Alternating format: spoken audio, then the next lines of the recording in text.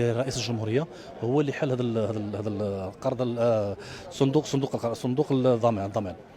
وحنا في العمليه الاولى اش نديروا؟ نلقنا نشكلوا ان كوميتي، يعني كوميتي سيتوي اللي يترأسها الوالي.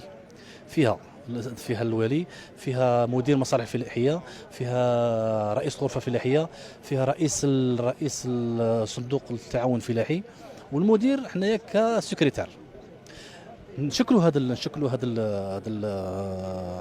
الكوميتي، ونديروا نحلوا الفلاح باش يجي يماركي كما حنا نقولوا الخسائر تاوعه. ونيفو لي سيب ديفيزيون يروح يتقدم عندهم، يحط اسمه، شرح له وين الدائره تاعه، وين البلديه تاعه، شرح له. حنايا من بعد عندنا وقت باش نحبسوا هذا لا ليست. كي نحبسوها توجو نعاودوا نفاليدوها مع الكوميتي التكنيك، ومن بعد يعطوها للسيرامه. حنا اش نديروا كونفونسيون مع لي زيكسبير تاعنا، اغرونوم و فيتيرينار.